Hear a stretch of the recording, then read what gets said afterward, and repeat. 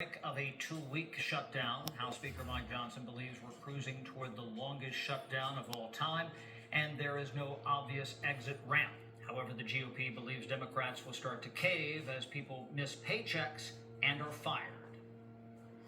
They're not voting on the funding bill. It's all to break a filibuster that the Democrats are doing, and it won't even give them the opportunity to vote on a funding bill. The funding bill would pass in a second if they would stop the filibuster. Now, that's why some Republicans want the Senate to alter the filibuster specifically for spending bills. Then the GOP would not need help from the Democrats. Bill? You could do it in a very finite way that just funds the government, get a majority votes like they've done for Trump's nominees to the courts and to his confirmations, and let's get it done. You can change the rules, pass the bill, fund the government, let everybody get paid. As we mentioned, right on time, here's the House Speaker first talking about the hostages. Treat him and his fellow hostages much better. They fed them better, they respected them more, they changed the tone of how they treated them, they no longer spit upon them, as he said in his own words. Elections have consequences. And he said or implied that the Hamas was counting on Kamala Harris to win and not President Donald J. Trump. But thankfully for the whole world, that didn't happen. And this is an historic moment. It deserves enormous credit and recognition on the world stage. It's truly, truly historic. For generations, we have aspired to peace in the Middle East, everyone around the world, and now President Trump has delivered it. I'm going to make an announcement today. It's the announcement in the U.S. that was made in the Knesset yesterday. I'm proud to tell you that together with my friend Speaker Ohana of the Israeli Knesset, the equivalent of our Congress, we're going to embark upon a project together to rally speakers and presidents of parliaments around the world so that we will jointly nominate President Donald J. Trump for next year's Nobel Peace Prize. No one has ever deserved that prize more, and that is an objective fact. As Speaker Ohana said before the Knesset yesterday, quote, "Whoever saves one life, it is though he has saved an entire world." That's what some of the rabbis there would say, some of the sages he noted would say. It's an indisputable fact that no president has undertaken the work of saving lives and pursuing peace with such determination and with such remarkable success as President Trump. And under his leadership, we are witnessing the dawn of a new golden age, not just for America, but for the entire free world. The world is changed by these actions and strong leadership. American strength is good for free people around the world, as we say always, and peace through strength is maintained.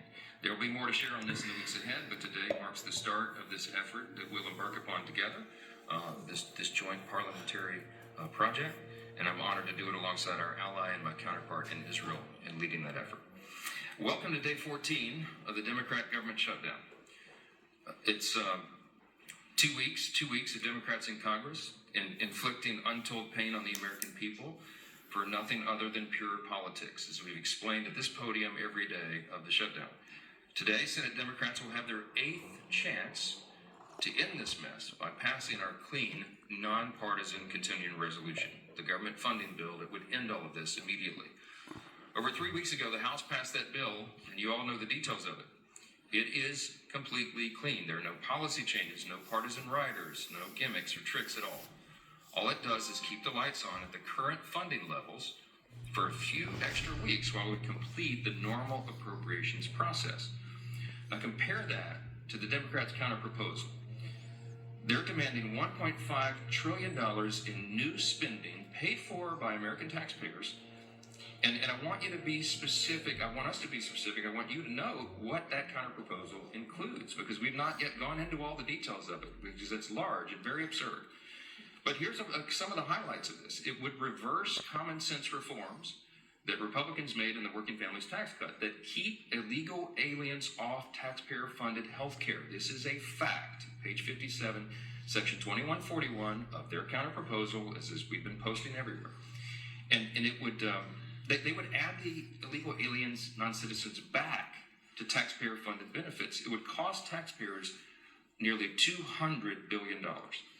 They would also remove a very reasonable and modest work requirement that we put on able-bodied young men with no dependents. As we've said, they should not be riding the wagon and taking Medicaid that is intended for vulnerable populations, the elderly, disabled, and young pregnant women, for example, and not young able-bodied men without dependents who are playing video games.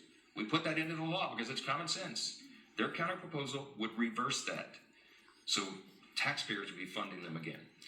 They would make in their counterproposal permanent COVID-era Obamacare subsidies without any income caps or any other reforms at all. They would make that permanent. That would cost taxpayers an estimated $358 billion. They would take away the $50 billion that we put into the law to support rural hospitals. They would remove that. And they would send $500 million to liberal news outlets by refunding the Corporation for Public Broadcasting. It would also restore up to $5 billion of American taxpayer funds for wasteful spending for international projects. Here's a couple of examples. This is in their legislation, their counterproposal on the CR to keep the lights open. This is what they want to do. They want to spend $24.6 million of your hard-earned dollars as a taxpayer for climate resilience in Honduras. They want to spend $13.4 million for civic engagement in Zimbabwe. They want to send $3.9 million for LGBTQI+ democracy grants in the Western Balkans. They want to spend $2.9 million of your dollars for desert locust risk reduction in the Horn of Africa. And $2 million for, quote, organizing for feminist democratic principles in Africa. We are not doing that. These are unserious proposals from unserious people, and they're playing games while real Americans are being harmed adversely by the shutdown. Yesterday, I read you an excerpt from President Obama's speech during the 2013 shutdown when he advocated for a clean CR to reopen the government and resume negotiations. It sounded very familiar. Democrats cheered him on back then, including Chuck Schumer. He himself said some Republicans' refusal to support a clean CR back then was, quote, the politics of idiocy. Take him at his word.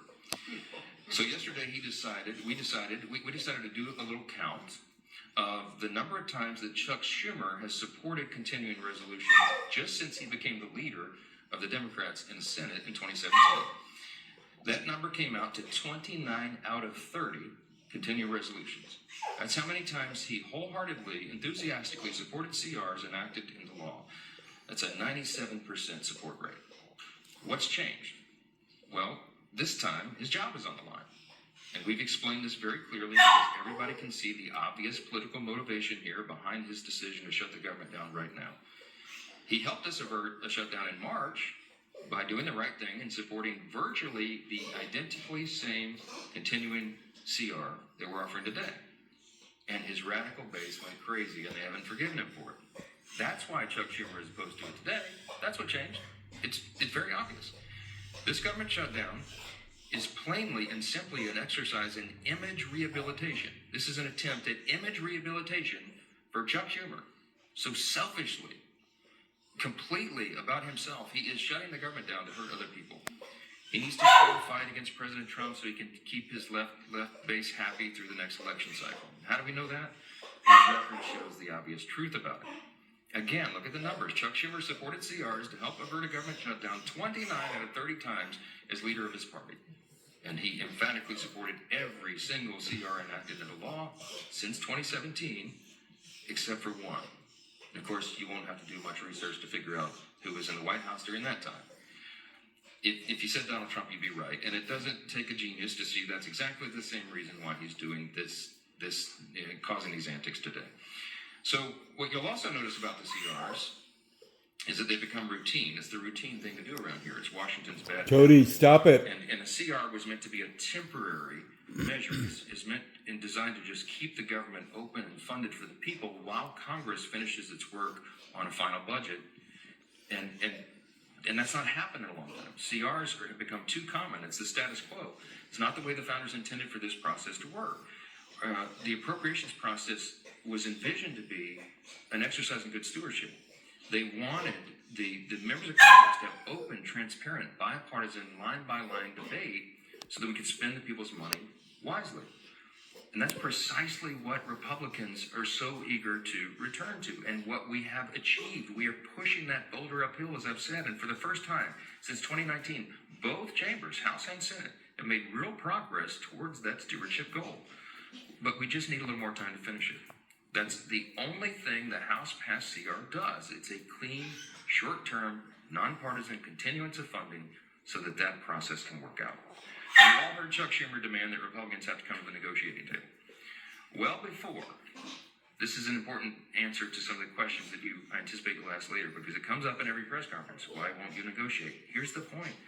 We were already doing that. Before the Democrats recklessly shut down the government for their own political purposes, Republicans and Democrats were already engaged in responsible, open, bipartisan processes to find answers to these problems. And what Chuck Schumer means when he says that he wants us to negotiate is that he is demanding, and he said it publicly, I can't believe he says the quiet parts out loud sometimes, but he wants a backroom deal.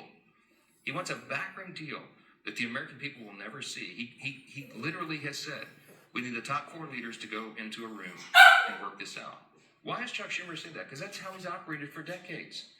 He's been in Congress since 1980. I was 9 years old in the 3rd grade when Chuck Schumer got here, okay? He is the broken status quo. We are trying to break the status quo so government works better for the people. And Chuck Schumer is resistant to that because he can't even imagine the way the founders intended for this to work. He doesn't want this open, everybody involved, all members of bottom-up process. He wants 4 people to go in a back room and just make this deal and hoist it down upon everybody else. I'm not participating in that. Chuck Schumer doesn't like that. He doesn't like that we're trying to get Washington to work again because he doesn't know how to operate in that kind of situation.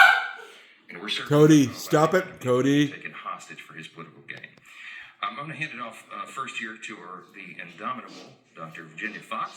She is the chairwoman of our House Rules Committee. We call her the Iron Lady of the House. I know she has a lot to say. Okay, so there's the speaker, Mike Johnson, as he has now for several weeks now, right?